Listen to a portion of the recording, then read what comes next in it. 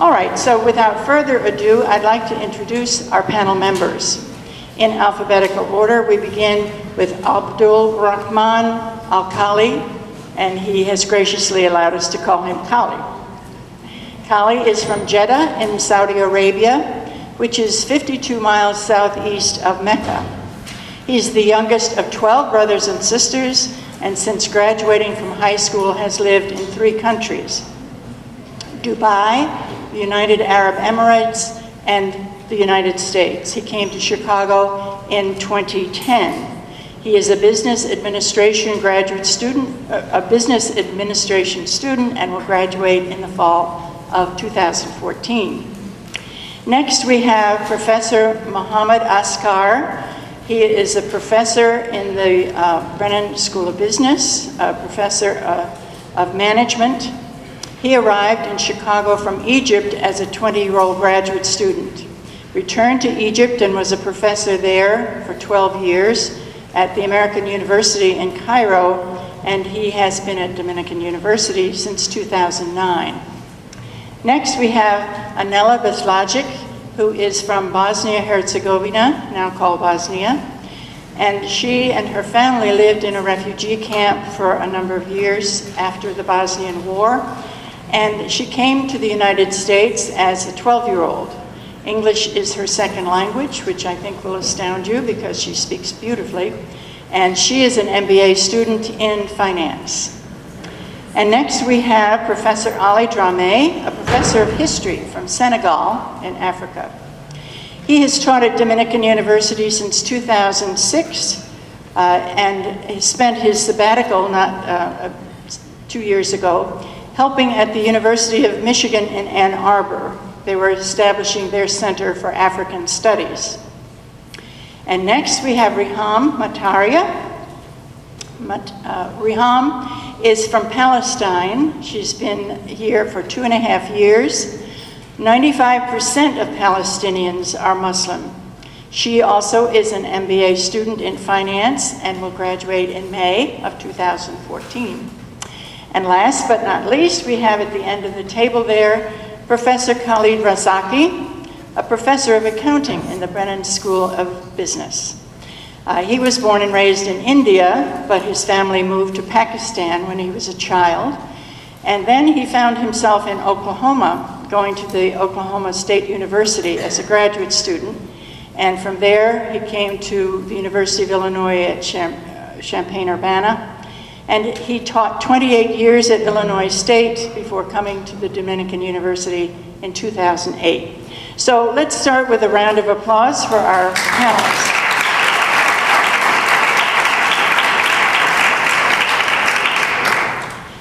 And let me go back to Kali, who will begin our conversation on what has your experience been of coming to or being Muslim in America. Hi everyone, Kali. When I start, I know I don't have time too much, but I was thinking too much about what I'm going to say today. But I was what's the first thing that come to my mind when I know that I'm going to the United States to study? How people can have me with hate, with love, I don't know, because all the stereotype about Arabs and Muslims, they don't like Arab and Muslims. But when I came here, I found it's totally different. Everybody is understanding, everybody is able to talk. When I arrived here, I was barely speaking English, and I was having difficult time to explain my words, and I was I feel like I'm freezing. I can't explain myself. I feel frustrated. But after that, a year later, I started explain myself. Of course, most of them wrong, but at least I can explain myself. Being in non-Muslim country, what I feel, it's giving me more time to understand my religion more and spend more time with myself and thinking about other things that I'm not used to think about it when I was back home. But what I found here is people more understandable about my life and the religion, and they respect me, and I have to respect them back. That's what I found is good. I feel I found peace in myself more than before. I have more understanding of myself, of people.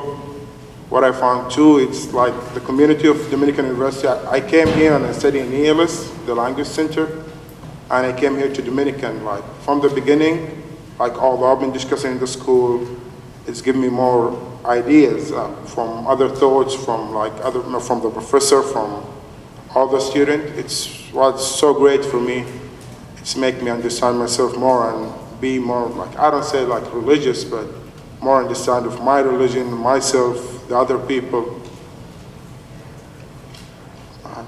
I feel great to be here, like with all the people that they help me to understand myself through my religion, what I have been taught in my religion to do, to like relieve that message to those people, like how I was raised, how my religion is.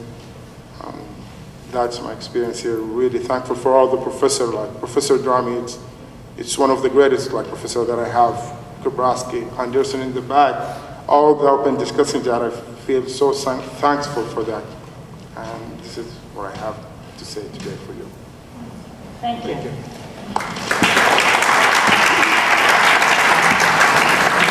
And now we'd like to hear from Professor Askar. Assalamu alaikum wa rahmatullahi wa barakatuh. I'm starting my talk with the greeting of Islam, which is peace upon you and the blessings of God. And I want to touch a little bit about my experience as a Muslim, growing in a Muslim country as well as living in America. As Elizabeth mentioned, I came here to America as a graduate student. I was 20 years old, but the first 20 years of my life I lived in Egypt. I was raised in a very practicing Muslim family. My father, he was a very well-known surgeon as well as he was practicing Islam strictly. We were raised in a way that, we never saw that religion is an issue, I have my religious beliefs, I'm a Muslim, but my best friend growing up was a Christian. We never looked at differences among religions or anything. When we talk about America, my father had lots of American friends, American medical doctors and professors that they work together in different research areas, and I used to call them Uncle So and Uncle So, and really, before coming to America, I never thought that I'm coming to, it's a different country, it's a different experience, but I never thought that I will come to a country that will discriminate against Muslims. I arrived to America, and my experiences about Islam in America is that once I arrived, and I remember those early days, we were a bunch of Muslim students, Egyptian students mainly, but also Muslim students, and we were hanging around together. It was easier because we can communicate in the same language, the same culture. But as moving on in America, I discovered that there are two kinds, the Muslim population is divided in two halves.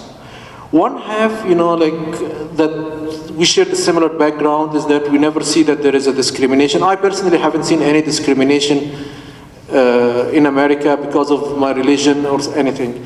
But there is also this other side, which is a kind of a close community. I would like to call them like the village. People coming from back home, and living in this small community. And because they don't know about what's outside, okay, they kind of feel that there is like a psychological barrier between the Muslim community and the mainstream American community. There are lots of misperceptions. The way that they see the world and the way that the world sees them. I don't share the same experiences, but if I sit down with them, you will listen to different stories. Okay? And really, I believe that we need to start breaking those psychological barriers and start communicating with each other. One incident that has, a marking in every American living in America, which is 9/11/2001. I remember this day. That day I was in Egypt, and I think time is running out, and then we can catch on based on that. But what I can say is that this event really, what it does is that it created an opportunity for us to talk about Islam and who are Muslims in America and what do we think about what's happening in the events. I'll leave to Anela right now. Thank you.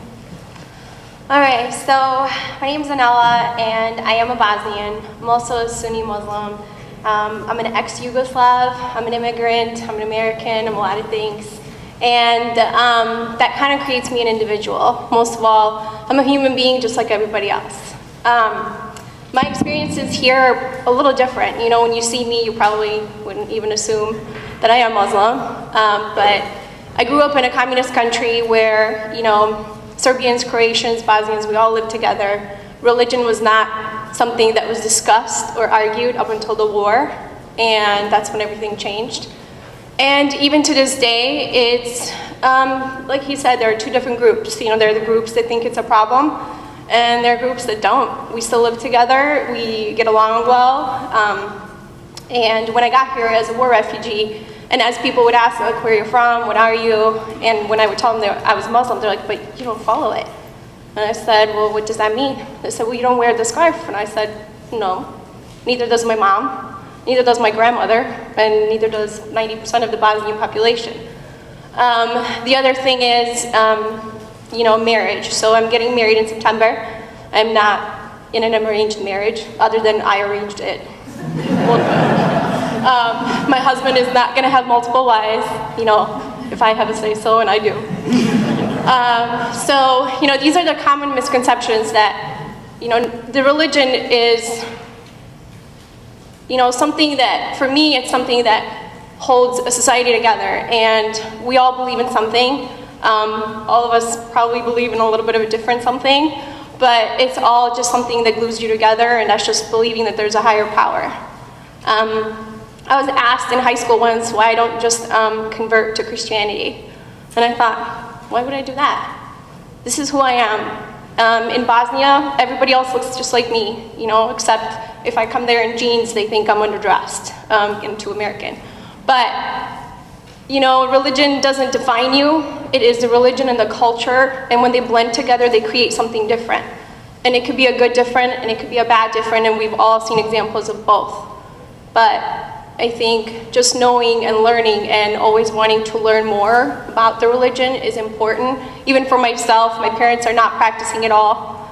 When it's Ramadan, I'm the only one fasting, and it's a problem for dinners and all that. But, you know, that's their choice, and they've always let me make mine. And I think that that's what's important, is that every individual makes a choice.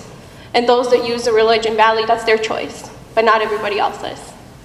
I'm sure you guys will have questions. And now Professor Jame. Assalamu alaikum warahmatullahi ta'ala wabarakatuh. I am joining my colleagues in wishing you nothing but peace. Can you hear me? Okay, and I would like to thank the Interfaith Committee and Matt, and also Professor William George for organizing initiatives such as this one. These are wonderful things that we need to, you know, keep doing as global citizens.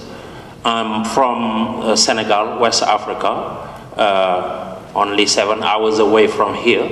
If you cross the Atlantic Ocean, you're right there. In my country, the overwhelming majority of people call themselves Muslim, maybe 95 to 96%. And as you know, we have in Islam many different religious denominations, and Senegal is no exception. Some people call themselves Shiite, some people call themselves Sunni, some people belong to, you know, different schools of thought, like the Maliki school, the Hanafi, the Anbali, and the Shafi school. I simply call myself a Muslim, even though my family is Sunni, you know, so the Sunni being those who try to follow the tradition initiated by the Prophet Muhammad, peace be upon him. I just call myself Muslim. And I came to the United States in 1995, of course, to study, because I was lucky enough to win a scholarship in West Africa. They were supposed to pick and choose 2 scholars. I was already a high school teacher when I came to the US, so they pick up somebody from Anglophone Africa, that guy from Nigeria, and from French West Africa. I was the lucky one, so That's why I came to the United States. Well, since I came to the United States, I have been living my religion the same way I have been living my religion before I came to the US.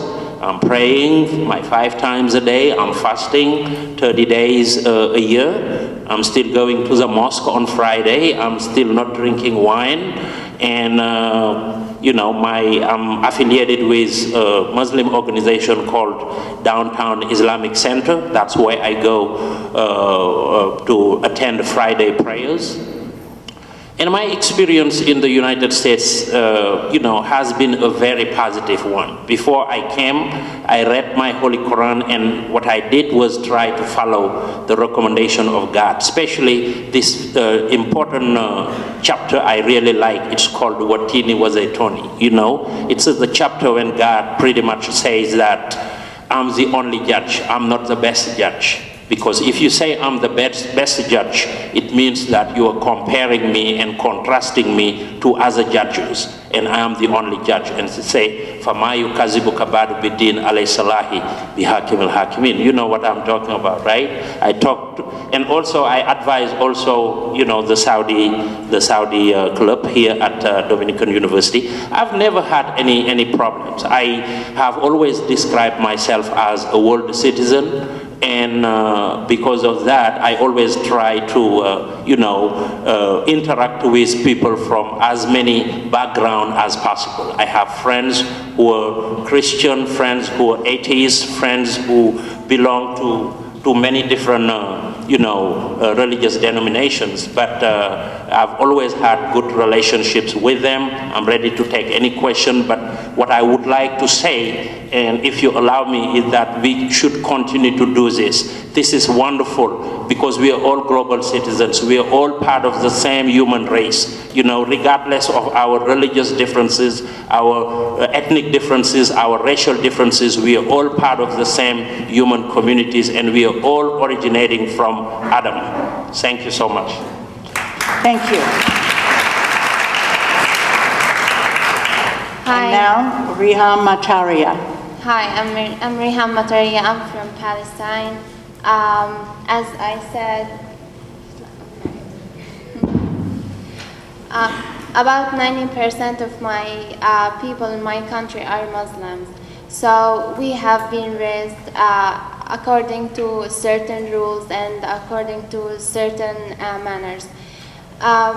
And we pray, we fast, we do the good thing as we have learned since I was born, since I was a kid.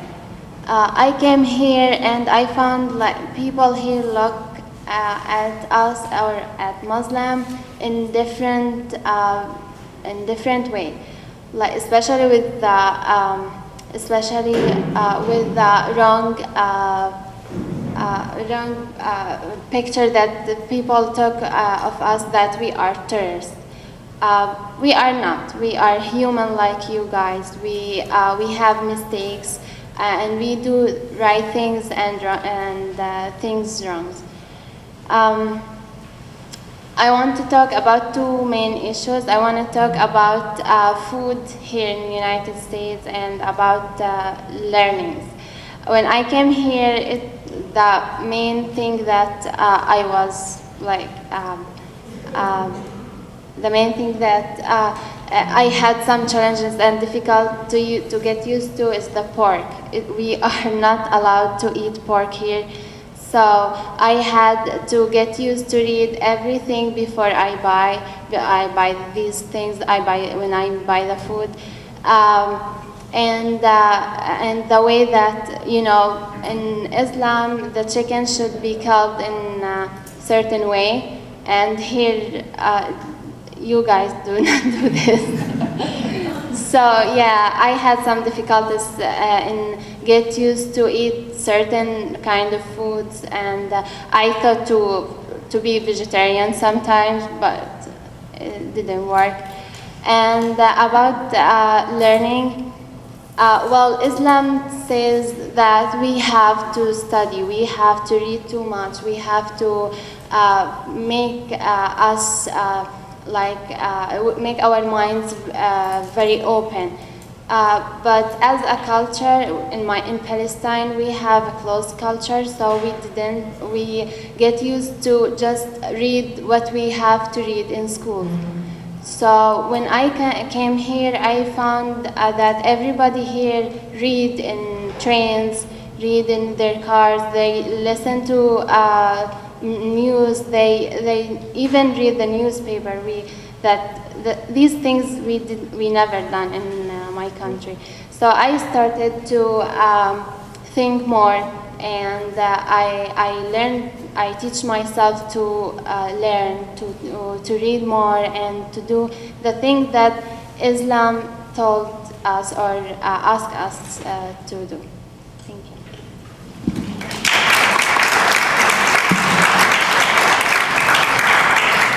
And now Dr. Razaki. Sister Diane, you're going to laugh. Because, like I always tell you, I'm a terrible Muslim. I'm a Muslim by birth, by culture, and I guess in some ways by politics.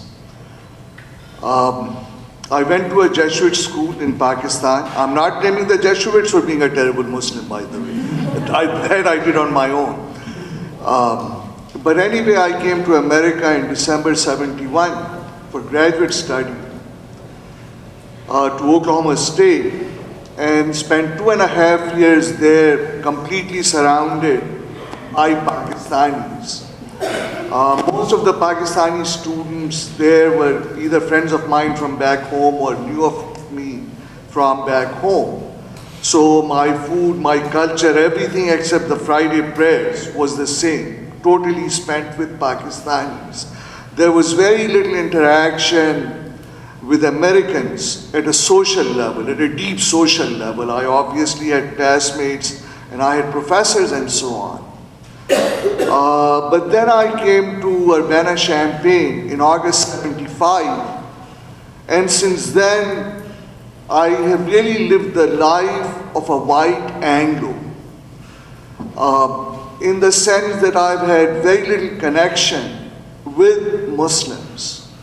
My first day on campus, I became friends with this guy who was like one of the most popular guys in town. He was a townie, and he had friends who were mountaineers and hunters and ecologists, and I fell in with the townies and hardly made any Muslim friends. Now I live in a suburb that is like 98.9% white, and my wife blames the other percent on me. And actually I'm married to a woman who's educated, very successful professional of Irish Catholic descent. My neighbors are all white. I came to Dominican, and here it is basically, to count the Latinos as white, it is basically a white culture. I just wanted to explain that different Muslims have different sorts of experiences. The thing that I found that surprised me was that before I came here, the Bangladesh crisis had just ended and Pakistan had lost East Pakistan through Indian intervention, and I hated the Hindus. And I'm very pro-Palestinian. I'd gone to school with Palestinians, and I hated the Jews, and I was never going to be friends with them. And then I came to America, and I discovered that after Oklahoma State, most of the friends that I did make were Jews and Hindus, much more so than Muslims. I don't know why that is, but it's just a fact. In terms of discrimination, I've been discriminated against, I think, just once in all these years here.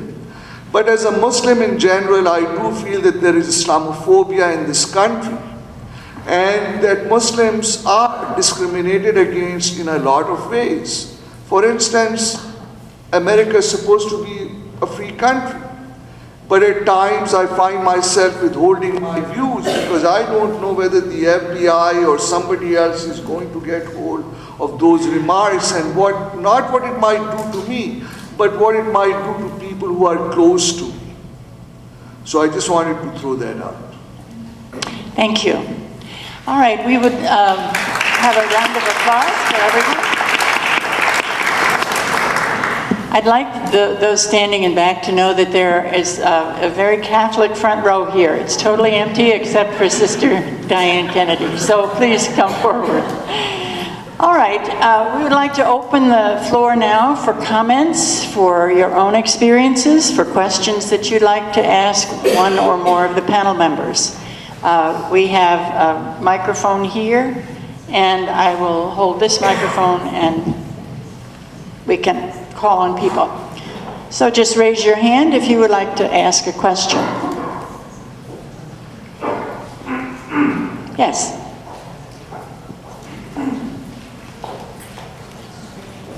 All right. Just back to the student next to Professor Muhammad.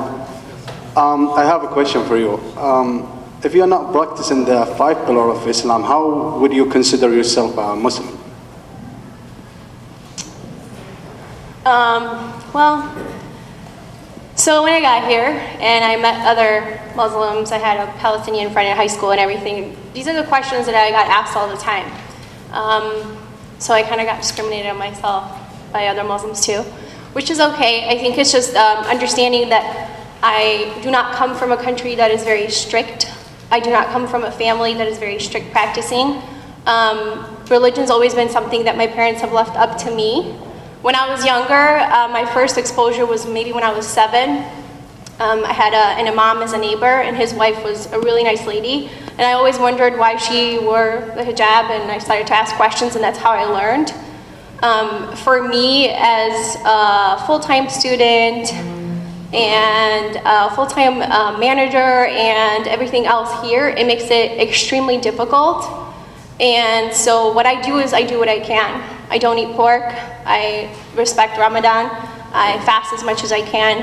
And I think that it's between me and God about what decisions I've made to do. And I think that as I get older, you know, you get older and everyone's like, oh, are you scared to die, or you do this? You know, everyone's always asking you crazy questions about your religion. But I think as I get older and I get more time, I'll have more time to, you know, develop and further grow into it.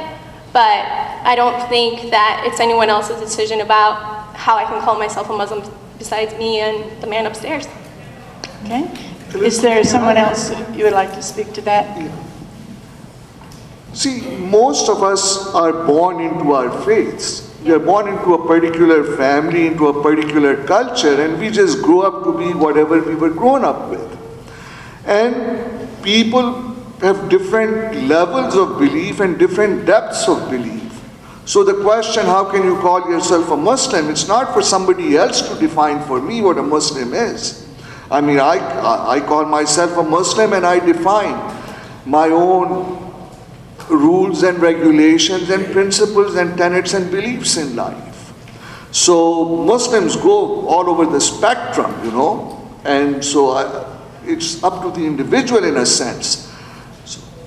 Thank you. And to add something to that, in Islam also, you know, the most important pillars of Islam is what we call the Shahada, meaning the profession of faith. It's when you raise your hand and say, Ashhadu an la ilaha illallah wa ashhadu anna Muhammad Rasulullah. I witness that there is no God but God and Muhammad is his messenger. If you say that, normally you are part of the Dar al-Islam, the world of Islam. Whether you believe it or not, it's not up to any individual to make that kind of judgment. Because again, in the chapter I mentioned earlier, God said that I am the only judge. I am the only one who should judge. You cannot judge your fellow Muslim. You cannot judge others. You cannot tell anybody whether they're good Muslim or not, because your plate is already full. What you need to do is how to improve yourself to be a better Muslim. And if you have a problem with people who are not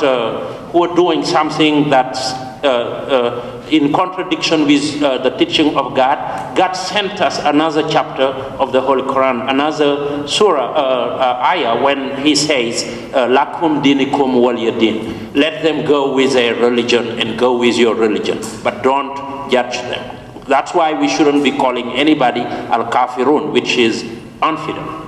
We shouldn't. Okay? Well, I'd just like to have a small addition, and I'm asking the question, who's a Muslim? How do you define Muslim? And to answer this question, there is a saying for the Prophet. I'll say it in Arabic and then I'll translate it. Al-Muslimu man salima an-nasu min lisanihi wa yadihi. The Muslim is the person who people are in peace with him. You know, he doesn't like swear or do bad harm. A Muslim is a person that is a peaceful person, where the people around him are feeling in peace with him. And that's why when we look at the greeting of Islam, it's as-salam, peace. Okay? And this is a person who people are safe from his tongue and from his hand. Doesn't say anything bad or do any harm to the society. Thank you. All right, another comment, question?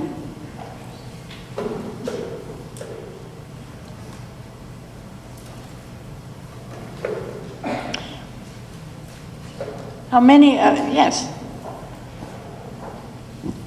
A couple of you alluded to how you felt when you heard about 9/11. I wonder if you could elaborate on that a little bit more, your initial reactions. If I can start, I'm glad you asked this question, and I have I'll talk about my personal experience about 9/11. I was at that time in Egypt and I was teaching, and suddenly I got to hear the news. It was a shocking news, like it was disbelief. But looking at what my American friends, or I call them my family, first of all, they wanted to know if I'm safe or not. So the first thing, they tried to contact me and try to see, am I safe or am I not? I came to the US and we met. There was curiosity. Personally, I felt that I could have been on the plane or could have been in one of those towers. I know what America is. And nobody checks, nobody tells you this building you cannot enter if you're a Muslim or if you're not a Muslim. This is a free country and anybody could have been there. What 9/11 did is that it created a dialogue. They started, first of all, asking about my personal safety, then trying to understand, what do I think of that? There are political problems in the Middle East and with the Muslim world, and it's very complicated. But the question is, or the fact is that 9/11 is not an act of Islam. It's an act of terrorism. The same as that, Adolf Hitler was Christian, but his acts were terrorist acts against humanity. Same thing as 9/11. The good thing about 9/11, or the good thing that happened from 9/11, is that we started the conversation really trying to understand who is the other, who is this Muslim next door, what do they believe in, what are their values, and how do they see the world. Thank you. Yes, Dr. Razak.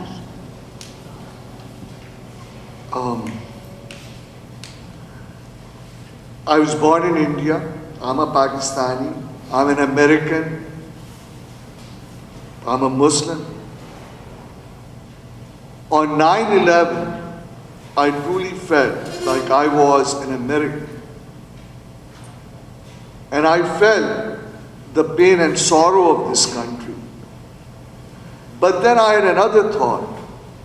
And that thought was, America considers itself blameless and innocent and good and virtuous.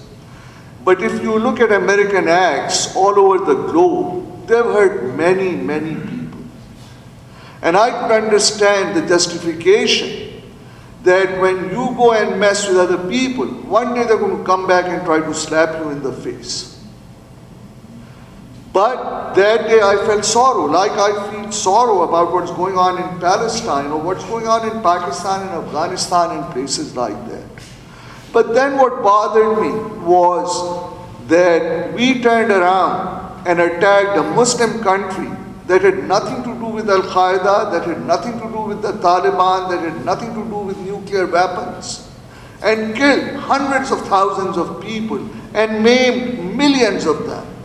Iraq was one of the most progressive Muslim countries, so it was a dictatorship, and it was bombed back into the days of pre-civilization. And So I'm saying that I do feel that a lot of times Muslims have been unjustly treated. Like I was talking about Islamophobia. In America today, you can build a church, you can build a synagogue, you can build a temple, you can build anything, any house of worship. But the moment an issue comes up of building a mosque, most American communities react against it. There is supposed to be freedom of religion. So Islamophobia is a fact of life. So personally, I've never been discriminated against. In fact, I think I've benefited from being a Muslim because people have given me a hearing. But there is discrimination. I mean, look at this administration. Barack Hussein Obama is the president of the United States. There is not one single Muslim in a high-level position in the federal government. There are millions of us, but not one of them is in one of those positions. So I also understand those Muslims who say that they are discriminated against in America. Okay. Some commentary, some reply to that? Yes.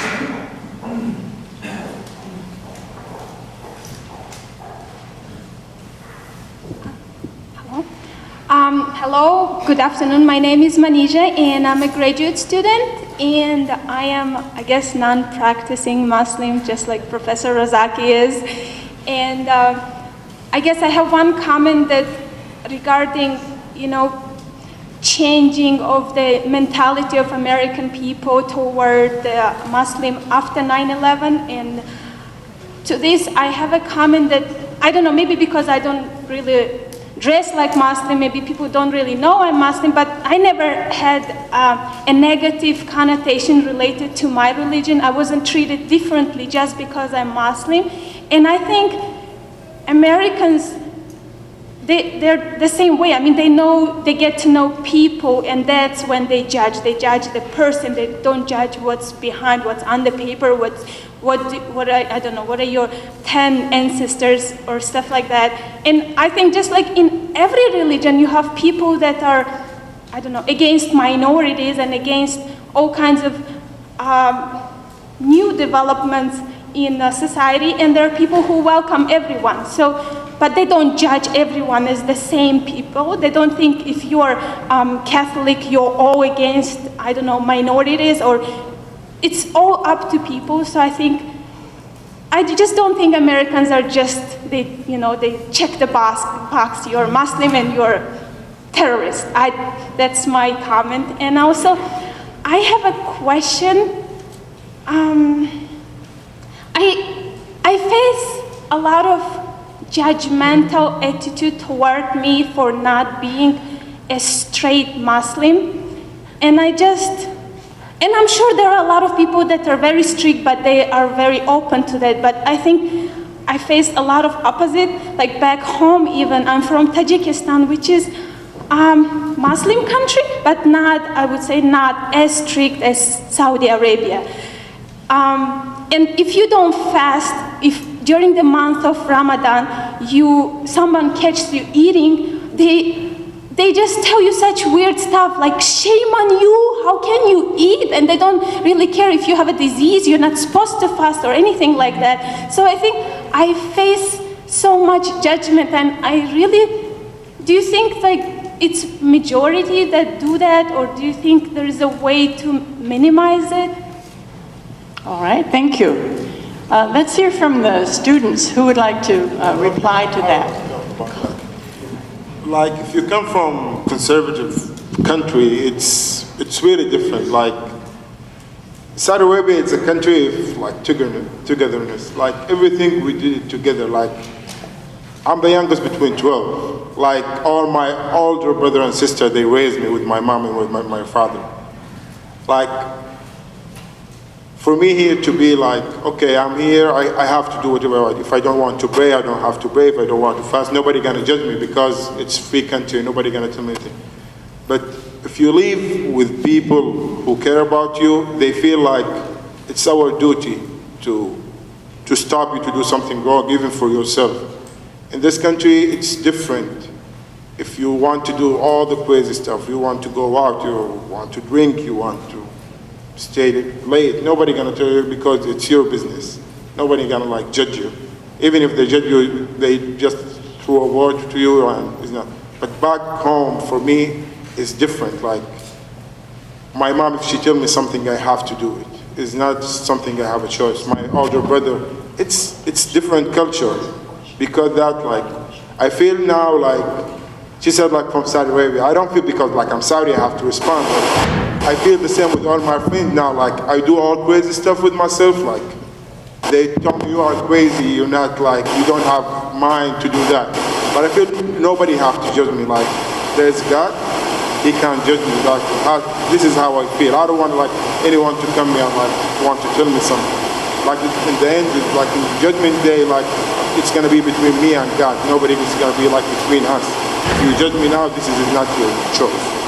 Like if you want to give me some advice, you have to give me that advice with some respect of what I want to do.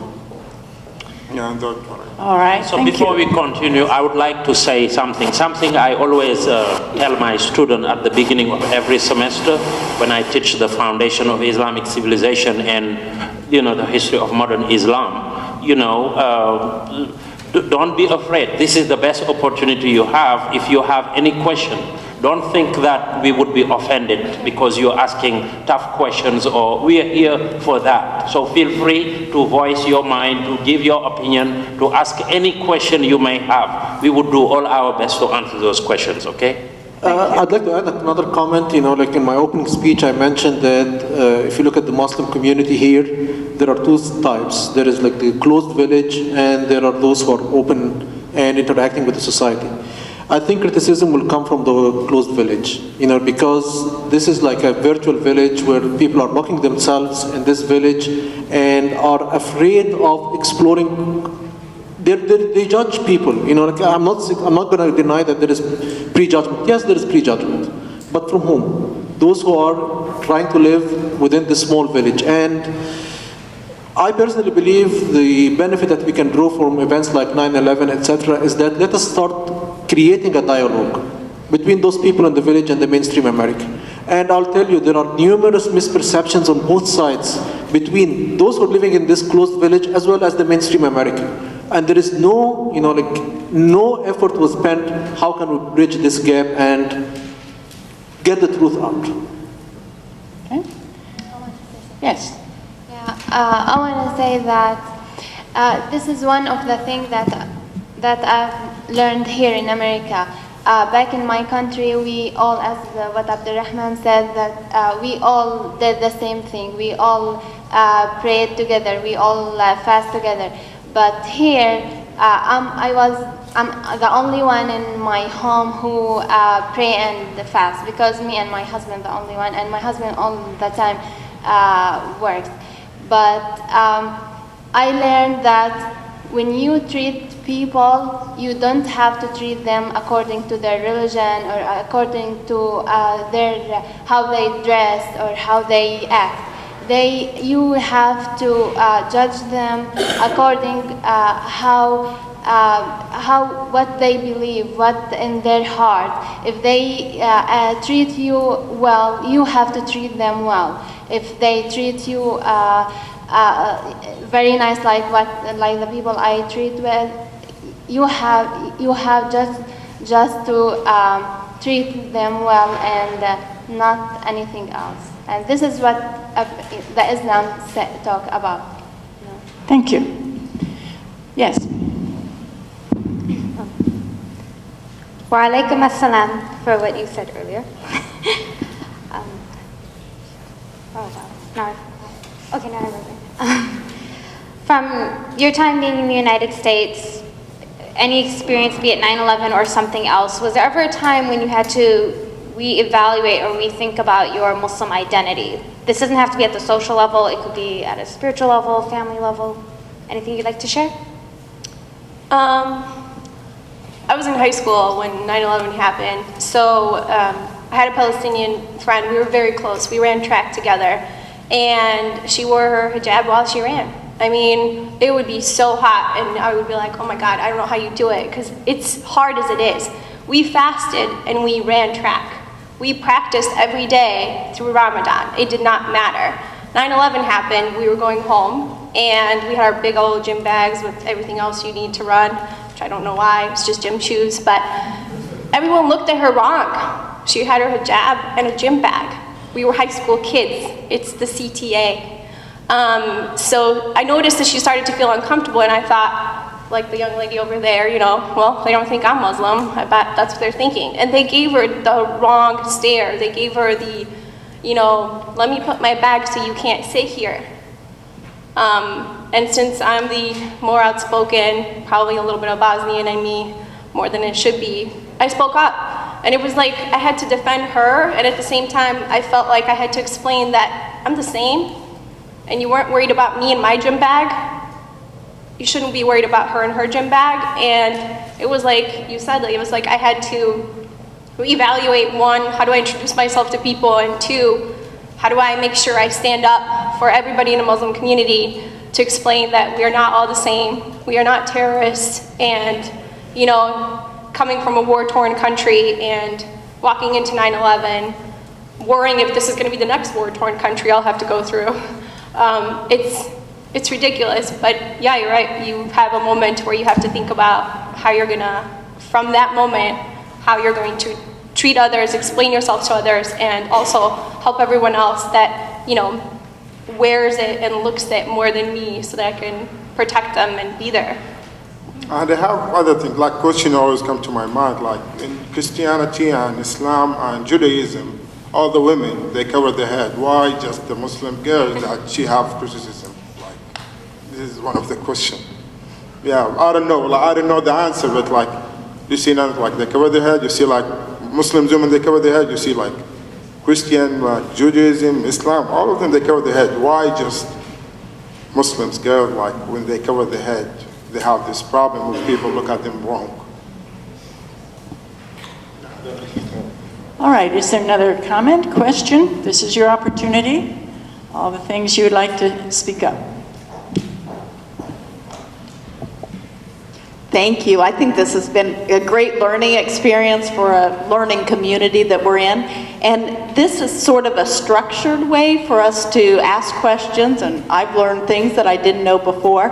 And I'm just wondering, mostly from the students, are there organic or informal ways that you feel comfortable engaging with other students of other faiths where you do talk about oftentimes I find there are so many similarities, which I think is a healthy dialogue to have, and I'm just wondering what sort of informal structures or organic processes can be facilitated, or are they happening and we just don't know?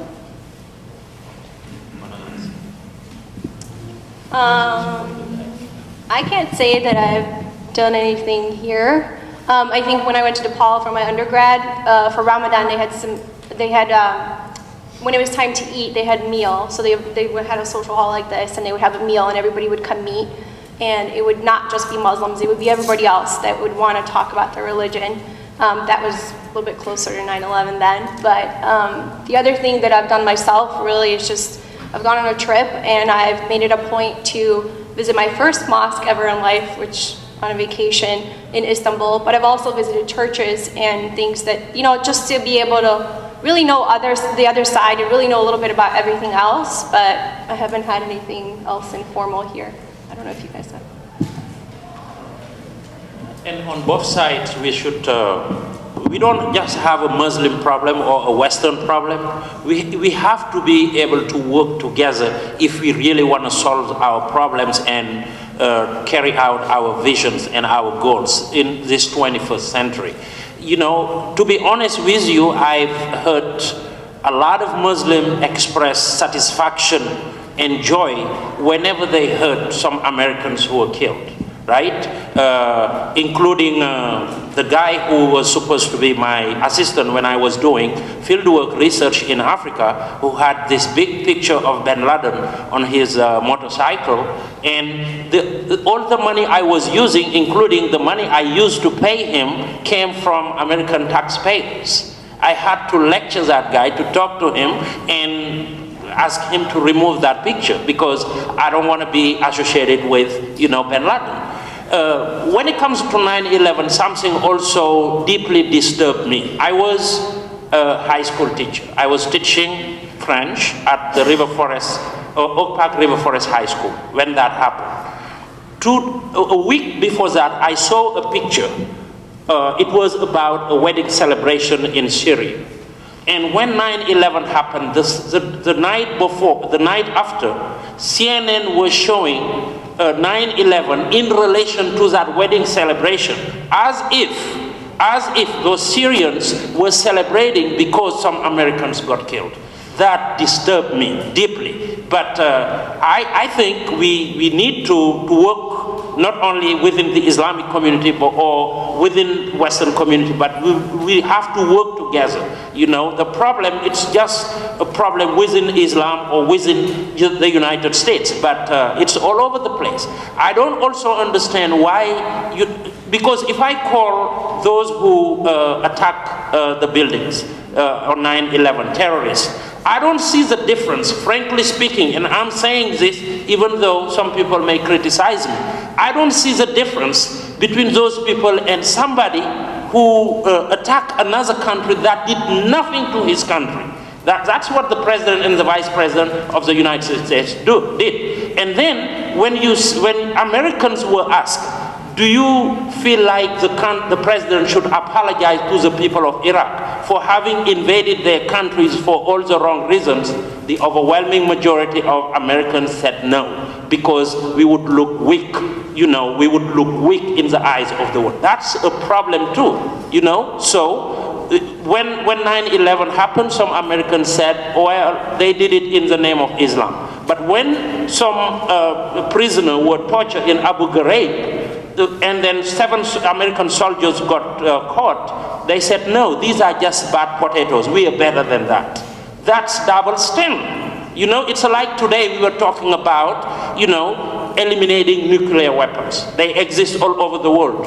Why wouldn't Iran want to have it? Why would the United States want to prevent Iran from having it? And America has it and used it before, The British have it, and many other countries have those weapons. That's a problem, those double standards. But I agree that in Islam we have a lot of work to do.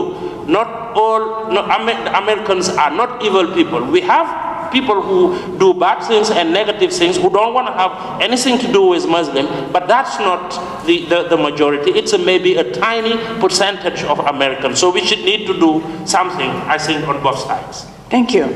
Dr. Razaki. I have to say this.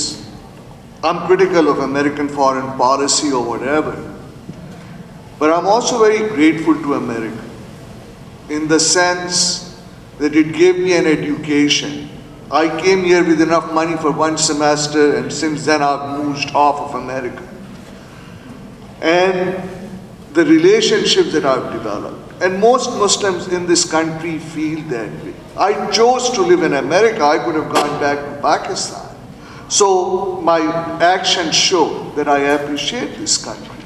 And I can speak, even though I say that at times I feel constrained about saying certain things. In Pakistan, I would be even more constrained. So there is also a lot of gratitude on the part of the Muslim community towards America. But America has to understand Islam too. I mean, it's too large a body of people to be neglected or whatever. And we will never progress, till we have this understanding that Ali and Muhammad and everybody else has been talking about. Okay, thank you. Oscar. When we look at, what's happening, and again, there is injustice being done to the Muslim world. There is, the Palestinian problem, it's a chronic problem, okay? There are lots of frustration among the Muslim world, and this is something that we cannot deny. Sometimes people get out of their minds and do crazy things. But I'd like to bring the view of Islam, okay, and I'm going to read from the Quran.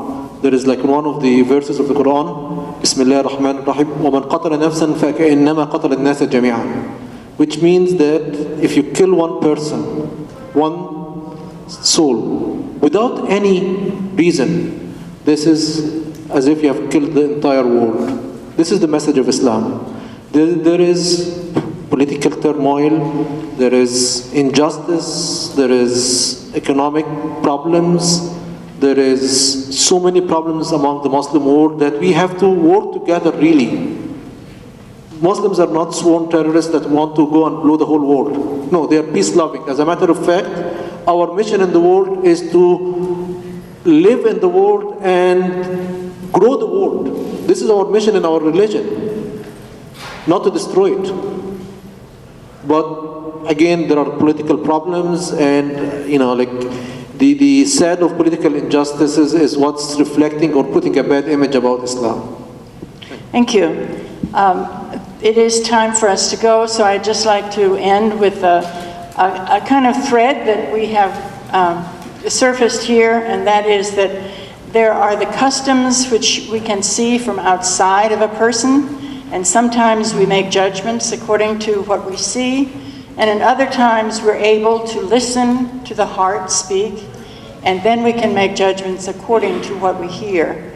And I think that all of us need to think that through and keep addressing one another in terms of what does the heart say and where are we led by the best that is in us. And I hope that this conversation will continue among yourselves and in other formal formats that we can think up and present to you all. Please remember to put the evaluations in the little basket. Have a look at the artifacts and then hasten to your classes. Thank you. Thank you.